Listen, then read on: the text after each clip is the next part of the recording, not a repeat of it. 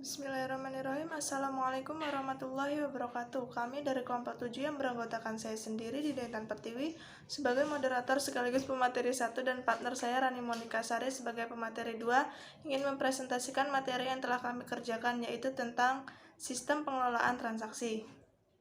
2.1 Pengertian sistem pengelolaan transaksi. Sistem pengelolaan transaksi atau Transaction Processing System disingkat TPS adalah sistem yang menjadi pintu utama dalam pengumpulan dan pengelolaan data pada suatu organisasi. Sistem yang berinteraksi langsung dengan sumber data, misalnya pelanggan, adalah sistem pengelolaan transaksi di mana data transaksi sehari-hari yang mendukung operasional organisasi dilakukan. Tugas utama TPS adalah mengumpulkan dan mempersiapkan data untuk keperluan sistem informasi yang lain dalam organisasi, misalnya untuk kebutuhan sistem informasi manajemen atau kebutuhan sistem informasi eksekutif.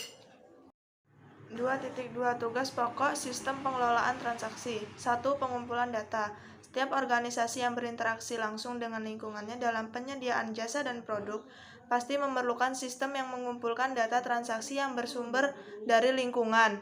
2. Manipulasi data. Data transaksi yang dikumpulkan biasanya diolah lebih dahulu sebelum disajikan sebagai informasi untuk keperluan bagian-bagian dalam organisasi atau menjadi bahan masukan sistem informasi yang lebih tinggi. Beberapa tugas manipulasi data adalah sebagai berikut. Yang pertama, klasifikasi. Data dikelompokkan menurut kategori tertentu, misalnya menurut jenis kelamin, menurut agama, menurut golongan, dan sebagainya. Yang kedua, sortir. Data diurutkan menurut urutan tertentu agar lebih mudah dalam pencarian data, misalnya disortir menurut abjad nama atau menurut nomor induk, dan sebagainya.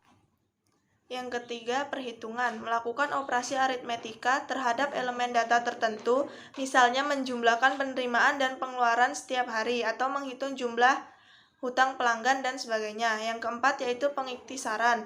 Melakukan peringkasan data atau summary seperti sintesa data menjadi total, subtotal, rata-rata, dan sebagainya.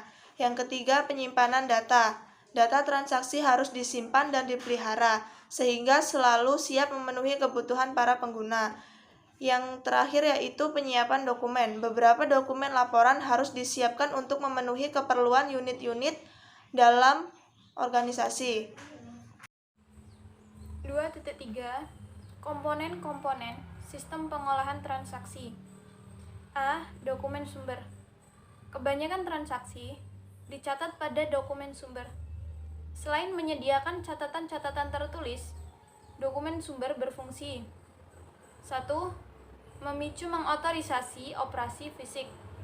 Sebagai contoh, surat pesanan penjualan mengotorisasi pengiriman barang dan gangguan kepada pelanggan. 2. Memantau arus fisik. Misalnya, surat pesanan penjualan digunakan untuk memperlihatkan pergerakan barang pesanan dari gudang ke tempat pengiriman. 3. Mencerminkan akuntabilitas atas tindakan yang diambil. Misalnya, tagihan dari pemasok diparaf untuk memperlihatkan bahwa tagihan ini sudah diperiksa kebenarannya. 4. Menjaga kemutahiran dan kelengkapan basis data.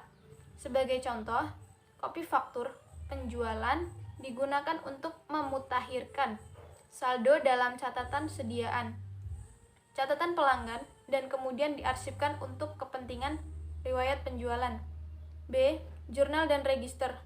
Jurnal dan register merupakan catatan akunting yang memuat data dalam urutan kronologis.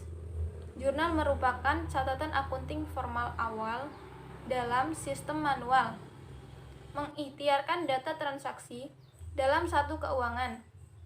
Register berfungsi sebagai pengganti jurnal atau catatan kronologis untuk buku harian, untuk data atau peristiwa yang tidak bersifat keuangan. C. Buku besar dan arsip.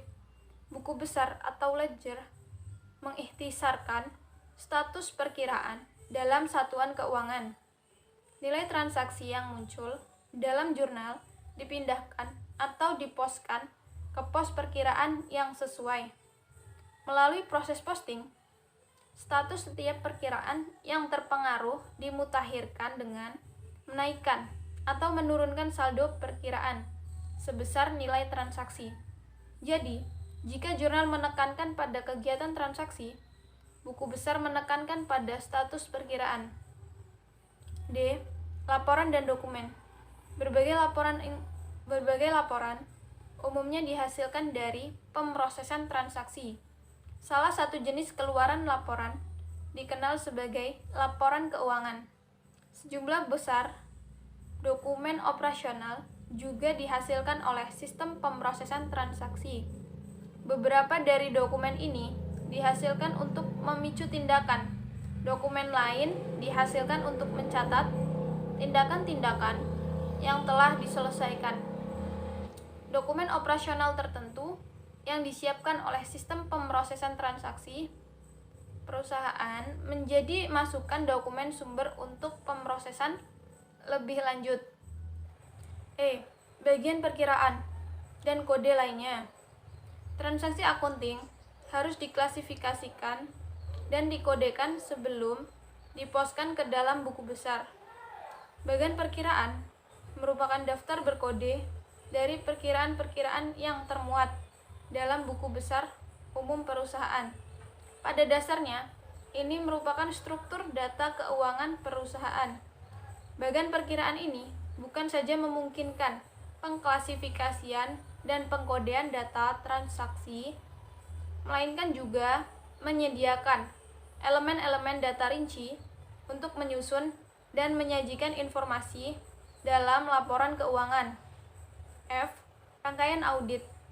Rangkaian audit adalah seperangkat mata rantai yang dibentuk oleh elemen-elemen pemrosesan transaksi pokok. Rangkaian audit merupakan alat untuk melakukan penelusuran dari dokumen-dokumen sumber melalui jurnal dan buku besar sampai ke total ikhtisar dalam laporan keuangan atau keluaran keuangan lainnya dan sebaliknya. G. Tindakan pengendalian dan pengamanan. Pemrosesan transaksi yang baik menuntut adanya berbagai tindakan pengendalian dan pengamanan. Contoh, pengendalian telah dijelaskan meliputi bagian perkiraan, perkiraan pengendali, rangkaian audit, dan metode pemrosesan sekali tulis. Pengendalian seperti itu harus didukung dengan dokumentasi yang memadai. Misalnya, 1. Manual prosedur. 2. Uraian tanggung jawab yang dibebankan kepada mereka yang terlibat dalam pemrosesan transaksi. 2.4 Teknik sistem pengolahan transaksi. Ada 4 macam, yaitu batch processing. Data yang diperoleh dari sumber data biasanya dikumpulkan atau ditumpuk, lalu diproses pada waktu-waktu tertentu. Misalnya, data dikumpulkan antara jam 8 sampai dengan jam 12. Kemudian diproses mulai jam 14 sampai dengan jam 17. Selanjutnya, online processing. Data yang diperoleh dari sumber data langsung diproses pada saat diterima. Yang mungkin terjadi adalah